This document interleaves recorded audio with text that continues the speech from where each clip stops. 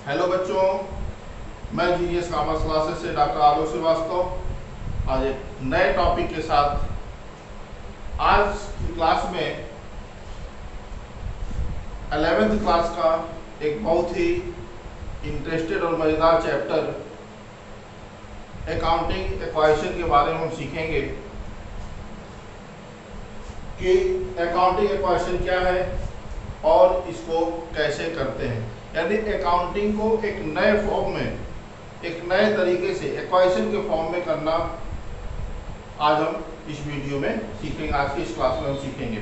आइए शुरू करते हैं। अकाउंटिंग इक्वेशन मोस्टली बच्चों इस चैप्टर में 4 तरह के क्वेश्चंस आपको मिलने वाले हैं। सबसे पहला क्वेश्चन होगा इक्वेशन बेस्ड क्वेश्चन, इक्वेशन के आधार पर क्वेश्चन सॉल्व करना। दूसरा है फॉर्मूला बेस्ड क्वेश्चन, फॉर्मूला, इसमें हम कुछ फॉर्मूला सीखेंगे और उस फॉर्मूले के बेस पे इक्वेशन को कैसे सॉल्व किया जाता है वो सीखा जाएगा।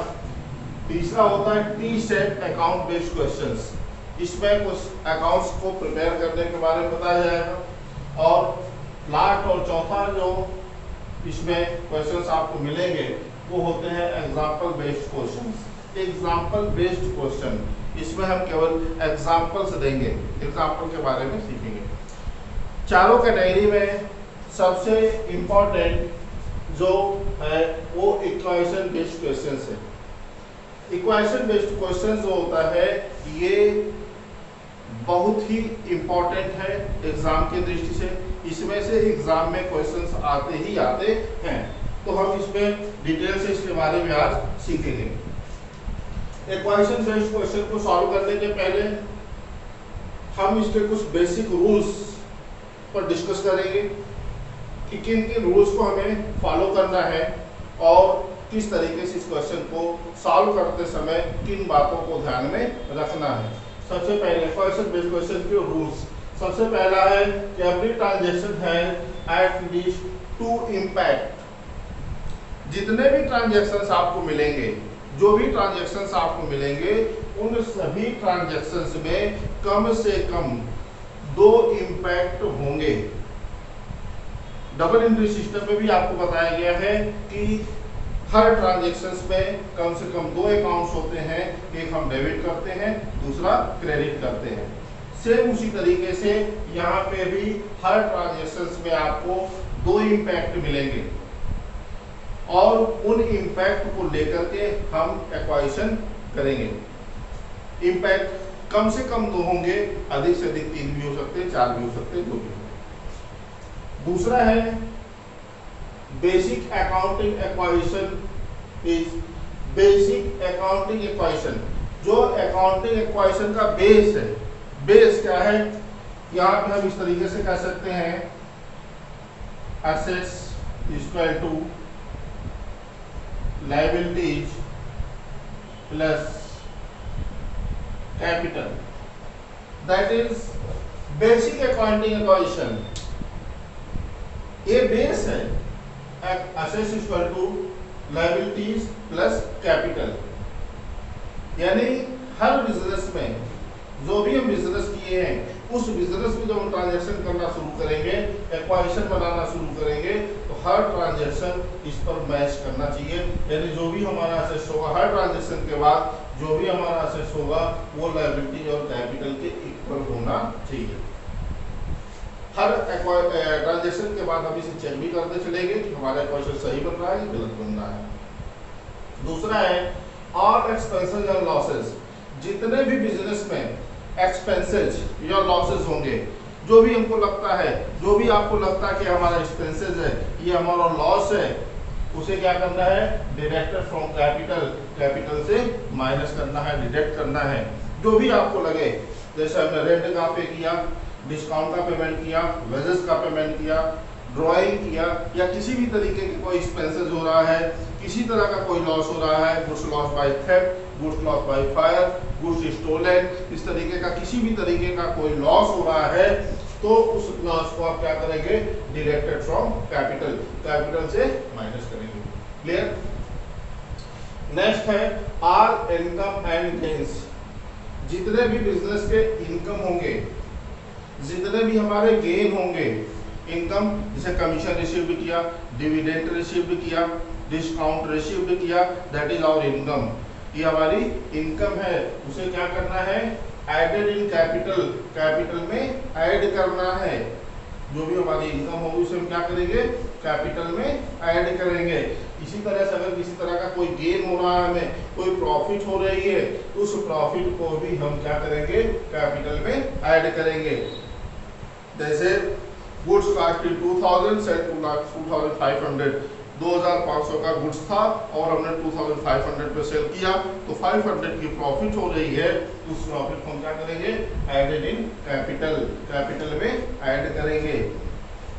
इसके बाद जो चौथा इंपॉर्टेंट है, adjustment in the capital will be made for current accounting year only. जो भी एडजस्टमेंट हम कैपिटल में करेंगे, जो भी एडजस्टमेंट हमारा होगा कैपिटल से रिलेटेड, वो केवल क्या होगा, करेंट अकाउंटिंग ईयर का होगा। न पिछली साल का लेंगे न नेक्स्ट ईयर का लेंगे, केवल करेंट ईयर से रिलेटेड एक्वाजिशन कोई ट्रांजेक्शन को हम इसमें शामिल करेंगे। जैसे प्रीपेड है उसको नहीं लेना है, एक्वायर्ड है वो नहीं लेना है, ठीक है। तो जो करेंट ईयर का होगा, करेंट अकाउंटिंग पीरियड का होगा, केवल हम उस ट्रांजेक्शन को इसमें शामिल करेंगे। एक बार फिर से हम इसको देखते हैं, बिल्कुल ये चीजें हमारे दिमाग में होनी चाहिए क्वेश्चन बनाते समय। पहला क्या है, एवरी ट्रांजेक्शन है at least 2 impact. Her transaction में कम से कम 2 इम्पैक्ट होंगे। एक को हम एसेट साइड में करेंगे, दूसरे को लायबिलिटी साइड में करेंगे, या ऐसा हो सकता है कि दोनों एसेट साइड में हो, या ऐसा हो सकता है कि दोनों लायबिलिटी साइड में हो। एक एसेट्स में हो सकता है, एक लायबिलिटीज में हो सकता है, कैपिटल में हो सकता है। मतलब कम से कम 2 इम्पैक्ट होंगे और दोनों को हमें दोनों तरफ एडजस्ट करना है। दूसरा है बेसिक अकाउंटिंग एक्वाजिशन इज, जो हमारा बेसिक अकाउंटिंग एक्वाजिशन है वो assets equal to liabilities plus capital. Assets हमेशा कैपिटल और लायबिलिटीज के इक्वल होगा। दूसरा है, नेक्स्ट है ऑल एक्सपेंसेस एंड लॉसेज, जितने भी हमारे एक्सपेंसेस होंगे, जो भी हमारे लॉसेज होंगे, उसे क्या करना है, कैपिटल से डिडक्ट करना है। और जो भी हमारी इनकम होगी, जो भी हमारा गेन होगा, उसे हम कैपिटल में प्लस करेंगे। और एडजस्टमेंट इन कैपिटल में जो करेंगे, तो जो भी एडजस्टमेंट इन कैपिटल होगा will be made for current accounting year only. केवल हम करेंट ईयर का ही एडजस्टमेंट करेंगे, नेक्स्ट ईयर का नहीं लेना है, लास्ट ईयर का नहीं लेना है। ओके, अब हम शुरुआत करते समझते हैं कि एक्वाजिशन को हम किस तरीके से करेंगे। थोड़ा सा और हम इसे डिटेल से समझते हैं।